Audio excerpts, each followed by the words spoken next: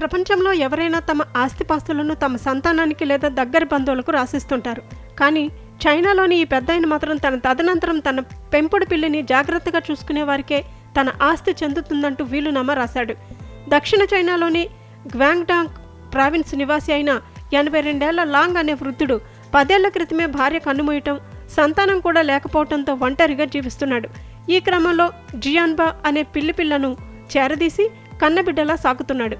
అయితే తన మరణం తర్వాత జియాన్బా భవిష్యత్ ఏమిటనే ఆందోళనతో దానిని జీవితాంతం కాపాడే నమ్మకమైన వ్యక్తి కోసం లాంగ్ వెతుకుతున్నాడు.